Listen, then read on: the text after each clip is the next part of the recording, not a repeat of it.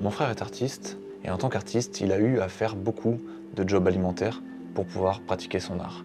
Parce qu'au début, ça rapporte pas forcément d'argent, donc il faut s'investir, et un jour, peut-être, tu peux laisser de côté les jobs alimentaires et vivre de ta pratique.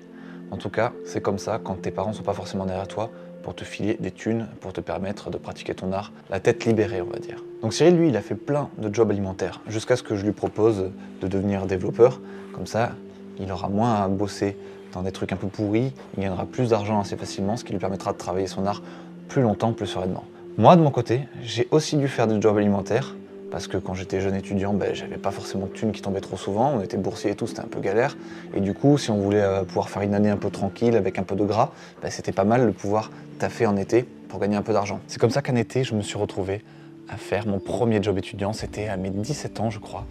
Et qu'est-ce que c'était? C'était tout simplement aller dans les Landes, castrer le maïs. Tous les matins, tu te lèves à 5 h pour être dans les champs à 6 h, dans l'humidité absolue de la rosée du matin, avec pas de soleil encore, quoi que ce soit, donc tu te pèles le cul de ouf, t'es dans la plaine cambrousse et tout, et tu castres ton maïs comme ça, tu vas dans des grandes allées de maïs comme ça, et tu fais ça, comme ça, tac, tac, tac, tac, tac, tac, tac, tac. Donc en fait, t'as un peu la tête tranquille, tu peux réfléchir à ce que tu veux parce que c'est pas le métier qui te demande le plus de ressources intellectuelles. Pour autant, ton corps, il en chie de ouf parce qu'il faut aller vite, tu te niques les mains, t'as les maïs qui te coulent sur le dos parce que la rosée du matin fait qu'ils sont tout coulants, là c'est dégoûtant, et t'as froid de ouf surtout. Et arrive 10 h du matin, le soleil débarque et là tu commences à cramer de ouf comme un salopard, ça devient l'enfer sur terre. Et qu'est-ce qui se passe? Une fois que t'as fait ça pendant 7 ou 8 heures, t'as le droit de retourner sur les coups de 14 h, 15 h, au campement, où tout le monde dort dans des tentes bien sûr, et tout le monde s'emmerde parce qu'il n'y a absolument rien à faire au campement, donc qu'est-ce que font les gens? Ils boivent exactement ce qu'ils sont en train de gagner dans la journée, ils dépensent toute leur thune en alcool pour pas trop se faire chier sur le campement.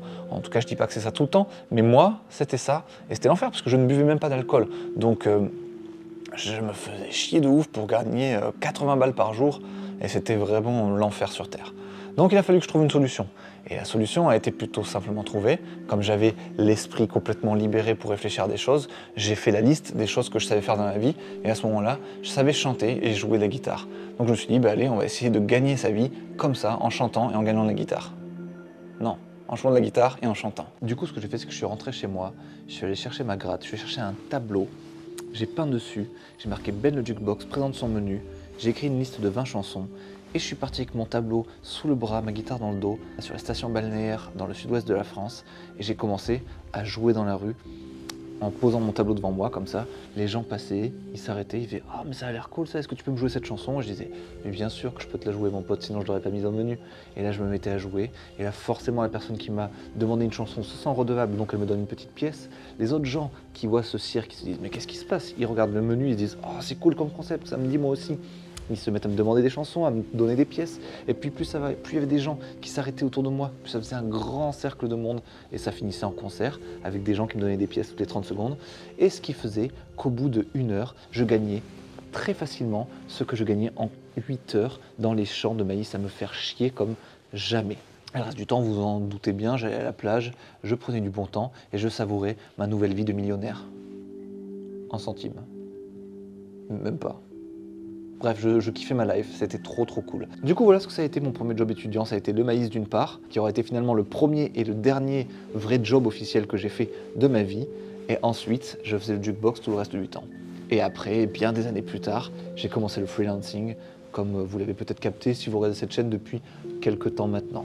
Maintenant, la question que je me pose, c'est vous, c'était quoi votre premier job étudiant? Qu'est-ce que vous avez fait? J'attends les réponses dans les commentaires. À bientôt.